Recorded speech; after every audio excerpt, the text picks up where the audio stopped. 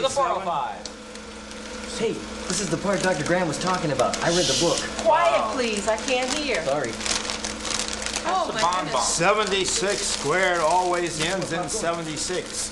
No matter what power that 76 is brought to, it always ends in 76. 76 is a odd.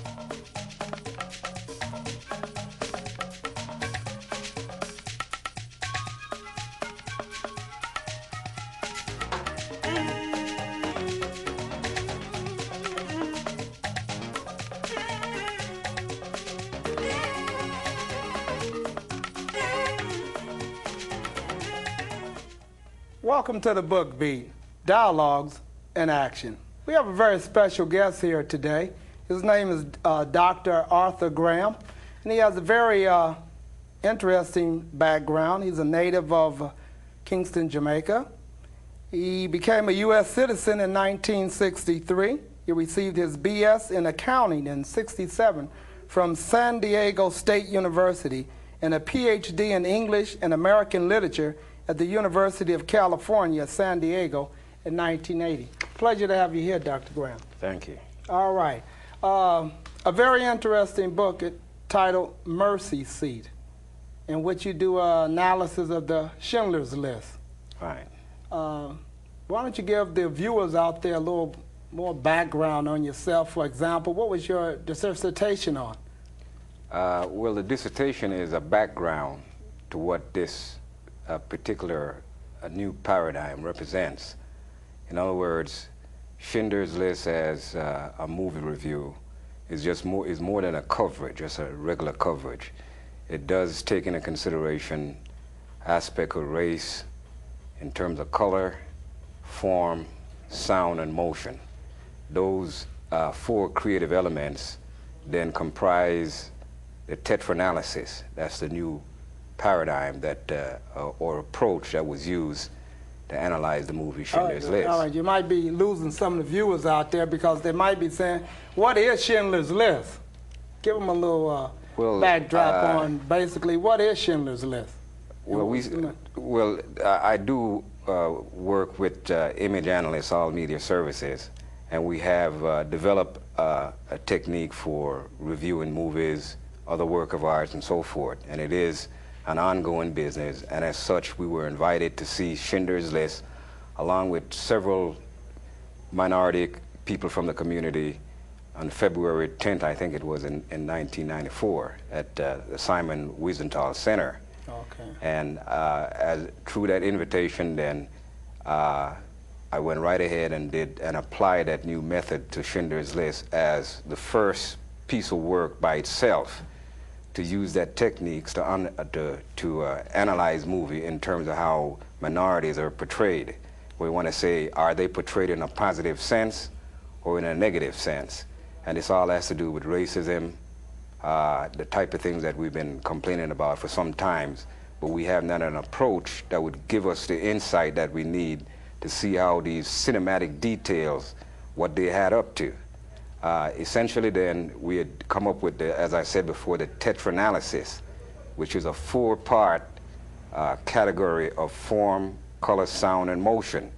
Now, this takes in cinematic terms, what you're seeing in terms of the motion of characters, and characters, you might say, the dominant character or the minor character, how they compare with each other throughout the whole Now wait a minute. movie. It may be some viewers out there that's saying that, well, the movie industry is strictly for entertainment. Is that a fact or is that fiction? That is part of the truth. You know, it is also for education, and at times the type of education and entertainment we've been having more or less distorts minority images. And so when you talk about Schindler's List, for example, you say that, well, there's no minorities in this movie, there's no black people in this movie. But the color-coded devices that are used in this movie, it might as well be black. In other words, for example, what are some examples of that? Well, we have the black dog that appeared in there, you know. And what was that symbolic of? Well, the blackness is more or less used around as a terror device. And to use anything black in color or form, which is, say, form a person or a dog, any animal, person, or even a car. You might see a black or a yellow car or what have you. These objects are placed strategically in the movie at moments when you have increasing terror, you have somebody's going to die or something terrible is going to happen. These points in the story you see blackness appear. Now wait a minute, it's a black and white movie now. Well, that's part of it. The whole history of black and white movie was to use blackness and whiteness in a certain degree of terror where you see gray. You don't see always just say black and white, but leading up to those points when you have a terrible situation, you would see the black comes on the screen. This is one reason, for example, why most people do not want to go back and have colorations of movies that were done originally in black and white. It would throw off the effect of the terror, the organization of the terror line in terms of this simple colorific sense of black and white. Say move from gray to extreme black, and then you see whatever befalls the hero or the villain, something terrible happened after that. Now you're saying that someone, the producer or whatever... Well, it's much more than that, all right? Because that's where my dissertation, the research comes in, from the Manichaean leitmotif that I did at UCSD. It actually cracked the racist code of how racism is structured in the language, and it gets very deep into the aesthetics around these particular elements. And it was done in poetry, especially in a novel. It really came out of religious writings. You talk about spirit ascending and descending, and those particular movements have certain thematic meaning to them. When you see a character ascending a stairs, for example, or descending a stairs. And in Schindler's List, incidentally, it opens with, you see a Jewish person at the time of the onset of persecution descending a spiraling staircase. Which is symbolic of what? Right. The movement itself was like you're going into hell. You're going to see terrible things occurring. And these are cinematic things that people learn, but they pick up these notion of motion and so forth from earlier aesthetic forms. Is this like back with Birth of a Nation and Griffin and from that mindset? Where does that derive from? Well, you're in a profession where people develop art forms and conventions. And a convention has it where if we want to show terror, we would show or associate the increase in terror through a yellow person or yellow before you get the black, and then a black person or whatever. In this sense, you might have a yellow cab. So you always find people using yellow cabs or yellow cars in the scene. I got some viewers out there that's probably saying, how was this report received? Did they think you just some paranoid individual that went in to watch this movie, Schindler's List, and then just thought that you would attack the Holocaust in the sense? What was the reaction to the study that was done on the movie? Well, let me go back and mention in terms of the color configuration. We had one scene in there where you see a black statue. All right, that was what we termed the European blackened Venus. And it was put into the movie at a time when the German soldier was about to commit a rape or brutal crime on one of the Jewish ladies that were in the camp, was in the camp. At this particular time, then, we wonder, why is that color given to the statue? Why is it all black? Right. And again, it fits into a pattern that has been established in the use of color, again, to create terror. So when we study when we isolate these elements and bring them all back together in terms of the theme of the movie, what is being said and what have you, we can determine that color was used in the same respect as if they had black people in them. And again, the various behavior patterns of the actors, the Jewish people playing Polish Jews, their behavior were more or less like demeaning and stereotypical as what you might see in Gone with the Wind or Birth of a Nation. It was to show a kind of slave mentality or a subjugated type people. So we wonder then, what were the writers doing and the filmmakers doing? What were they drawing on as model or examples to project this lower sense of being under oppression or what have you? And then we don't really see what the actual story is behind the German-Jew experience in Poland. So what was that prototype that they draw it from? Well, we don't see it. We mostly see people being railroaded or pushed around from railroad cars to railroad cars, or soldiers pushing gun, and we wonder what really went on in Poland at the time that caused this confrontation between the Jews and the Germans. We don't usually get the human stories. We get symbolic stories in order to sell something that is entertaining and is brutal and violent. And so we're not fooled by what some symbolic thing is saying about a particular event.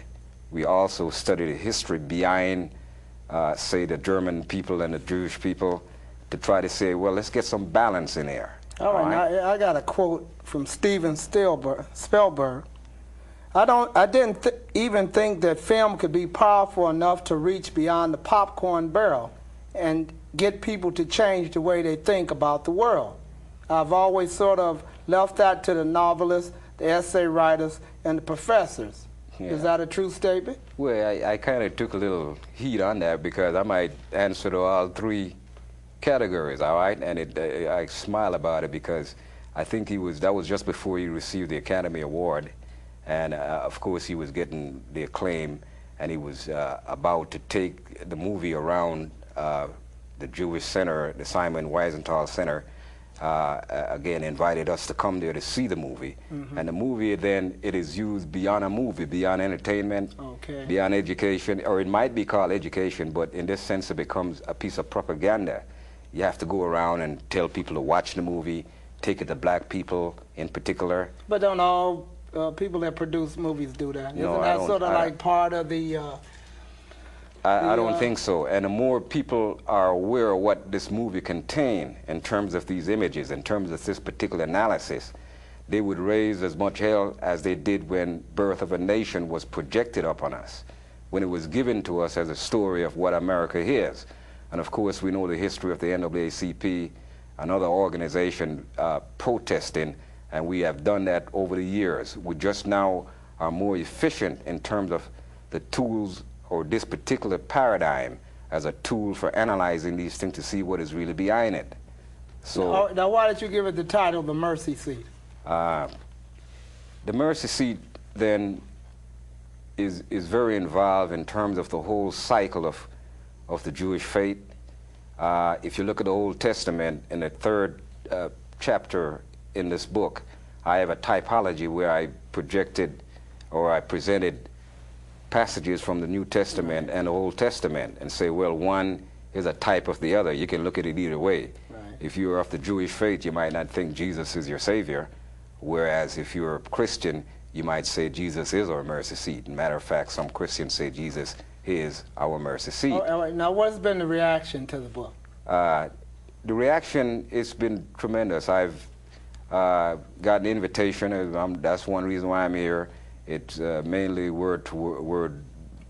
You know, we don't have it's a small publisher, the Book Tree in Glendale, publisher Mr. Paul Willie. And we've been taking it around to small bookstores such as SO1 and he has a certain circuit that he has, and it's a matter that being so small, we don't have the wherewithal to let everybody know about it. All But right, the reception has been good. What did the museum think of it? Wiesenthal, the place where you viewed the movie at, you watched the show. Right. Did you send them a copy? Did you say anything to them to let them know that there's some liminal messages in this film? Well, we tried working with the first time that the tetranalysis was demonstrated as a critical tool was in a report that Sarita Coffey, president of Image Analysts All Media Services, my partner, and I did for the Los Angeles branch NAACP. That was in 1992. Yes.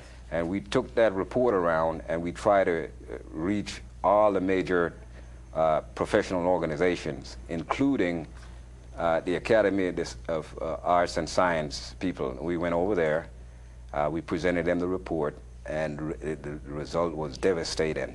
We were treated as if, you know, nothing really matters, that what we had to say was to no avail, right? And so we want to let them see. I'm not particularly concerned about going to the establishment in that sense and knocking on the door, and they keep forever thinking that African American doesn't have something to say about No, it may be some on. viewers, listeners out there, viewers, that are saying that there's a lot of negative black movies out there. I mean, take, for example, In Living Color, that won a NAACP Image Award. Well, we have... You know, I mean, it's... All right, we're in a very trying moment now where we talk about a new paradigm again, okay? You have information that people use, say, in critical review. You talk about a theme or a character or what have you. You have the same movie. We see the same movie, yet you might look at Schindler's List and say, how did they see something that I didn't see? Right. So the challenge is there. We're saying, you get the book, see our tapes, hear what we have to say, and view for yourself. And then when you come back, see if what we're saying is what actually is going on that probably you didn't recognize before, because the approach was a Eurocentric point of view.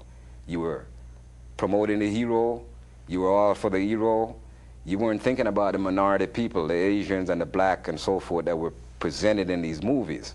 You get caught up in the listening to what they're saying, how they're coming along, but this particular approach will allow you to pause, look at everything else, look at the storyline, look at what the characters are actually saying with each other, but then you come back to a comparative point of view where you look at the minorities in reference to these things, and then you begin to see where the positive and negative portrayals really begin to separate what is going on. Now, will this book bridge the relationships between Jews and blacks, or will it further divide them? Where does this book fall at when you put it out there and it stands up? Well, let's go back to the typology about the mercy seat, the point you asked me about the meaning of the mercy seat. There's a scene in Schindler's List where the German Goth is, after they caught him. And that's the main character. Right, the devil. He's like the devil. Don't forget that Schindler's List is advertised as an epic. And when you say epic, you start dealing with very deep subject matter, like perhaps in, say, Milton's Paradise Lost. You talk about the force of goodness or darkness or the devil and what have you. And by their own word, they claim that this movie is an epic, so it has to be taken seriously to see the structural, mythical symbolism in the movie that is not too readily apparent. For example, so you don't consider him a hero? Well, Goth? Yeah. No, I wouldn't say he's a hero, but I'm saying he's made to parallel the hero as the devil. The hero, of course, is Schindler.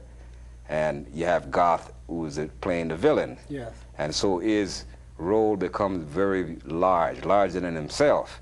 And much is placed on Goth to carry the burden of the whole German army, in some cases even of the whole German people.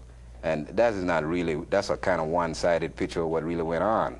Any human being that takes another human being's life, in a sense, or whatever, in that sense, we wouldn't call him a hero. Right. We wouldn't say he's a great person. All we want to say is that if you're going to show the movie and you're going to make it violent and dramatic, and you go back to these patterns of seeing things and putting colors there, You put a black statue in there. You put a black dog in there.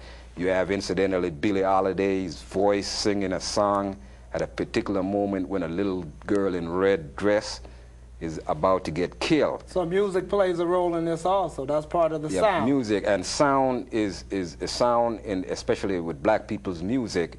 They've used black people's music at these instances as leitmotif sounds to underscore terror and death. And so you don't see any black in there as such, but the roles are projected as black, and color is put in the same sense as they would if black people were in there. And particularly in this case, then we talk about Billie Holiday's voice. Now, you back to the Mercy Seat point. The title itself is important in the sense that if it's an epic story, and it draws our attention to a more deeper reflection of what the movie is saying. And since we're professional people, we're not just writing an average report. We're going in there and getting every detail that you could think about. So you're more than just a film critic. Right. It is a more serious piece of writing than just that. That's why, of course, we put it in book form. Now, the Mercy Seat, then, the title came from passages in the Old Testament. I think in Leviticus, one of these passages, 16. I hope I'm not misquoting myself here, but anyway, he was being hung, okay? And at the time, he was placed upon a chair and a stool, and it was kicked out from under his foot. And when I saw that, it immediately hit me that that's probably the main thematic thing about the Mercy Seat in terms of the Jewish old calendar. You have the feast, you have the Sabbath, you have the 7 year, you have the 50 year, you have the Feast of the Tabernacle and what have you, the old cycle of feasts and so forth that celebrates the year. And around that, then, the question of the Mercy Seat is that gold plate that is placed upon the Ark of the Covenant, all right? And it does reflect something about mercy, justice, and so forth, that within an epic sense, you have to consider these mythical structures in the work. It gets involved then, that's why I put these things in there to say, reflect on what you see, go back and look at the biblical passages that this story might be, this movie might be saying to us. Now, when you get into the New Testament, you find that the life of Jesus himself rent that particular way of seeing the world as far as worshiping, you know, as far as going into the Ark of the Covenant and these deeper analysis, that wouldn't be a point where you would see, for example, Schindler going into the Catholic Church, and you wonder, why is he there? Okay. All right, is there a real connection between the Catholic Church and what the Germans were doing, right or wrong? And recently we hear the Pope, for example, admitted that the church played some kind of role in what happened to the Jewish people in Germany. That it wasn't as what the movie make of it and what reality makes of it. That's our responsibility as critics, to bring a focus back in the play, to look at the real history behind something and look at the presentation of that history in cinematic terms. All right, now you take on another movie too, Silence of the Lambs. And you dissect that in many ways too. Well, we did that. We did that. Sarita Coffey initially went out and made those selections. She worked, of course, with me at Image Analyst, and she was the first person to apply my theory, the tetranalysis. She's a movie critic herself, and so she had an extended tool to go out there and see what is happening. And incidentally, that worked well for me to see that somebody else can take the theory and applied it. And of course, she looked at Silence of the Lamb, and we reviewed it after she went out there and selected these movies. Now, has any directors from Hollywood, of anywhere, approached you to ask you a question that I'm getting ready to make this movie, and I want to make it right? Right. We have people who have approached. I have writers. At first, it was difficult for people to think that anyone wanted to know what racism is before they're going to do it anyway. Someone would say, well, you know, nobody's going to pay you for telling us what we want to do anyway. Right. And I say that's bunk, because you still come back to the question you asked at first. Is it entertainment? Is it education? Whatever it is a dollar. If people don't come and see it, you're not going to achieve what you set out to do. And people want information. They want ratings. They want to know what the content of a movie is. They want intelligent appraisal of what something is before they go and see something or send their children to see it or what have you.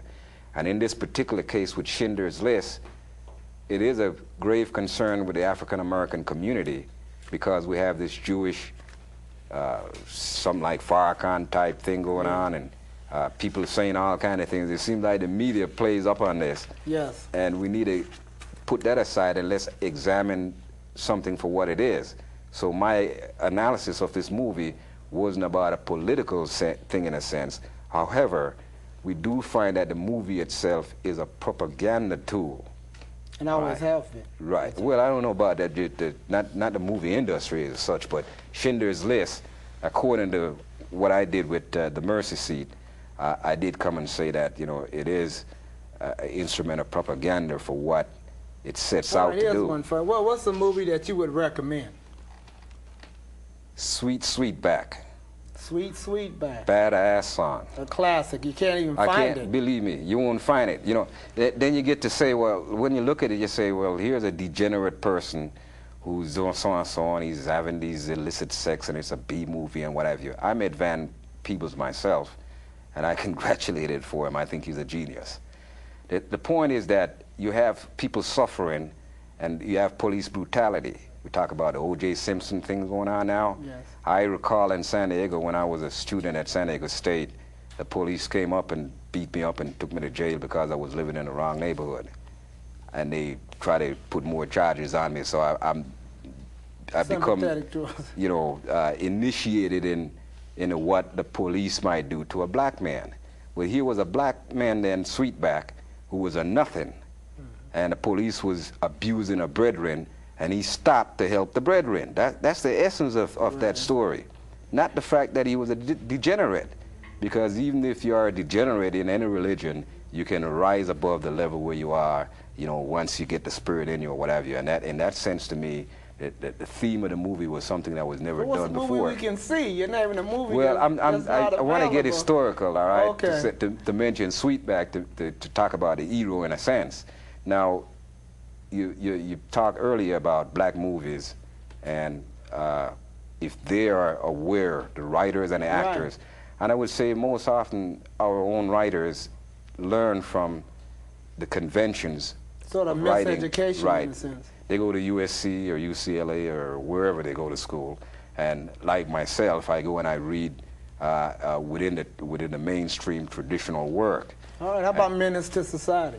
I didn't see that. I think Sarita has, all right? But what we're trying to say is that we did have a few report in the NAACP report that had to do with black movies. And for the most part, as to conventions, most of these people follow along the European conventions, and they're not aware of what they're doing. Here's one for you.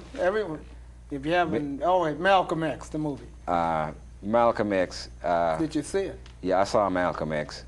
And here was an instance where people who know about my work, they were trying to get me connected with Spike Lee. Okay. And Mr. Lee doesn't want to see anybody about it. That's the tragic part about African American as far as what we're doing. You take a movie like Schindler's List and you get all kind of expert get involved. But we don't have access to each other to know about what we're doing in order to say how can we help or participate in making this movie what it should be. And I think it got a little historical distortion. For example, there's a scene where in the prison, Malcolm is being, he has a vision, apparition of Elijah Muhammad. In the autobiography, Malcolm said that it was Master Fraud Muhammad, a Master Fraud that he saw, not Elijah Muhammad. Elijah Muhammad. Now, you can't make those, you know, for cinematic reasons, you can't shorten things like that. All right, Jay. Yeah. It's this time of season where you're out watching a movie. I think most of you out there that watch the book Beat Dialogues in Action you should check out this book, The Mercy Seat by Dr. Arthur Graham. And the next time you go to the movies, see how many subtle effects you can find. Okay? Thank you for being here. I urge him to get the book, and then it's much more easier to follow along. All right. Thank you. Thank you.